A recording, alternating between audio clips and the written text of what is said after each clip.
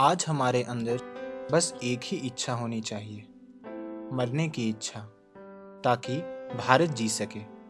एक शहीद की मौत मरने की इच्छा, ताकि स्वतंत्रता का मार्ग शहीदों के खून से प्रशस्त हो सके।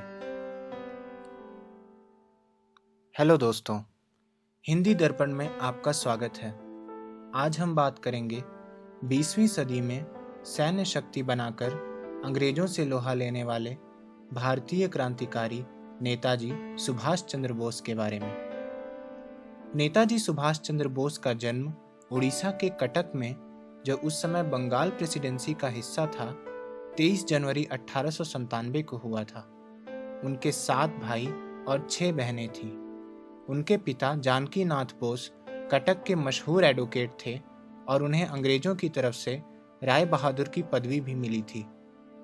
एक छात्र के रूप में भी नेताजी बड़े देशभक्त थे। उन्होंने कलकत्ता के प्रेसिडेंसी कॉलेज में दाखिला लिया था, जहां से उन्हें उनकी देशभक्ति की वजह से निकाल दिया गया था। वहां के एक प्रोफेसर थे, प्रोफेसर ओयटन, जिससे उन्होंने लड़ाई कर ली थी क्योंकि उसने भारत विरोधी कमेंट किए थे। फिर उन्होंने स्कॉटिश चर्च कॉलेज ज्वाइन किया, जहां से उन्होंने 1918 में फिलॉसफी में बीए की डिग्री हासिल की। उनके पिताजी चाहते थे कि वो प्रशासनिक नौकरी करें, जिसके लिए वो इंग्लैंड गए। उन्होंने आईसीएस की परीक्षा, जो आज के आईएएस की परीक्षा के समान थी, उसमें चौथा स्थान हासिल किया, लेकिन उन्होंने नौकरी से इस्तीफा दे दिया क्योंकि वो अंग्रेजों की नौकरी नहीं करना चाहते थे। चित्तरंजन दास के नेतृत्व में वे कांग्रेस से जुड़े और काफी एक्टिव रहे। उन्होंने क्रांतिकारी विचारों को लोगों तक पहुंचाने के लिए स्वराज न्यूज़पेपर शुरू किया और चित्तरंजन दास के न्यूज़पेपर फॉरवर्ड में एडिटर भी रहे। उनके क्रांतिकारी विचारों ने उन्हें बंगाल का मशहूर नेता बना दिया और वो 1923 में ऑल इंडिया यूथ कांग्रेस के प्रेसिडेंट बने। उनकी राजनीतिक सक्रियता की वजह से उन्हें 1925 में जेल जाना पड़ा। 1927 में जेल से रिहा होने के बाद वो और भी एक्टिव हो गए। वो कांग्रेस के जनरल सेक्रेटरी बन गए। समय के साथ उनकी लोकप्रियता इतनी बढ़ गई कि उन्हें कांग्रेस प्रेसिडेंट के पद के लिए नामांकित किया गया। गांधी जी इसके समर्थन में नहीं थे, क्योंकि वो अहिंसावादी थे और नेताजी के तरीकों से नाखुश थे। इसके बावजूद 1939 के कांग्रेस इलेक्शन में वो जीत गए और कांग्रेस प्रेसिडेंट बने। मगर गांधी जी से उनके वैचारिक मतभेद के कारण उन्हें कांग्रेस से इस्तीफा देना पड़ा। कांग्रेस से इस्तीफा देने के बाद उन्होंने फॉरवर्ड ब्लॉक नामक पार्टी बनाई। दूसरे विश्व युद्ध में जब वॉइस रॉय लॉर्ड लिनलिथगो ने यह फैसला लिया कि भारत और उसकी आर्मी ब्रिटिश के सपोर्ट में लड़ेगी, तो नेताजी ने इसके विरोध में आंदोलन छेड़ दिया, क्योंकि वो नहीं चाहते थे कि यहाँ के लोग अंग्रेजों की लड़ाई लड़ें और अपना नुकसान करें, जिसके लिए उन्हें जेल जाना पड़ा। मगर जेल में 7 दिन की भूख हड़ताल के बाद उन्हें रिहा कर दिया गया। इसके बाद सीआईडी उनके घर और गतिविधियों पर नजर रखने लगी, मगर बोस पठान का भेष बदलकर घर से भागने में सफल रहे, जहां से वो जर्मनी गए।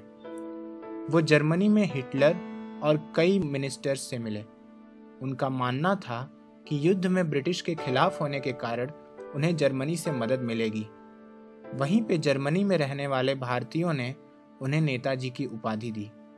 लेकिन जब जर्मनी युद्ध हारने लगी, तो वो इस स्थिति में नहीं थी कि भारत की मदद कर सके।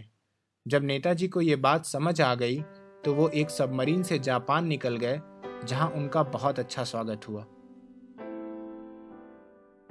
इंडियन नेशनल आर्मी आईएनए, जिसे हम आज़ाद हिंद फौज के नाम से भी जानते हैं, उसकी स्थापना कैप्टन जनरल मोहन सिंह ने की, जिसके बाद इसकी कमान रास बिहारी बोस ने संभाली। सिंगापुर में रास बिहारी बोस ने आईएनए की लीडरशिप सुभाष चंद्र बोस के हाथ में दे दी। उस समय आईएनए बहुत कमज़ोर थी, लेकिन नेताजी के नेतृत्व में बहुत सारे लोगों ने न सिर्फ आईएनए ज्वाइन की, बल्कि उसे आर्थिक मदद भी दी। तुम मुझे खून दो, मैं तुम्हें आज़ादी दूंगा और दिल्ली चलो जैसे नारों ने क्रांतिकारियों के मन में आज़ादी के लिए लड़ने की चिंगारी को हवा दी थी। नेताजी का मानना था कि अंग्रेजों से सिर्फ बात करके भारत को आज़ाद नहीं किया जा सकता, आज़ादी के लिए बलिदान जरूरी है।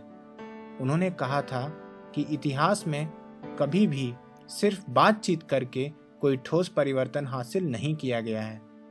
आयन्ने ने भारत में अंग्रेजों के खिलाफ अपनी जंग छेड़ी और मणिपुर के एक शहर मोइरंग में अपना झंडा भी फहराया, मगर विश्व युद्ध में जापान की हार होने के कारण आयन्ने को जापान से हथियार, आर्मी या खाने के सामान की मदद मिलनी बंद हो गई। मदद का कोई स्रोत न होने के कारण और जापानी सरकार के दबाव में आकर नेताजी को आयन्ने भंग करनी पड़ी। कुछ दिन बाद विमान दुर्घटना में नेताजी की मृत्यु हो गई। इसके बाद देश में कई जगह सैन्य विद्रोह होने लगे। फरवरी 1946 में रॉयल इंडियन नेवी ने बॉम्बे में विद्रोह कर दिया, जो बाद में कराची से कलकत्ता तक फैला। ब्रिटिश सरकार को यह एहसास होने लगा था कि वो इंडियन आर्मी पे अब पूरा भरोसा और कंट्रोल नहीं कर सकते। भले ही आज़ादी के वक्त नेताजी जीवित नहीं थे, मगर भारत की आज़ादी में उनका योगदान बहुत महत्वपूर्ण था।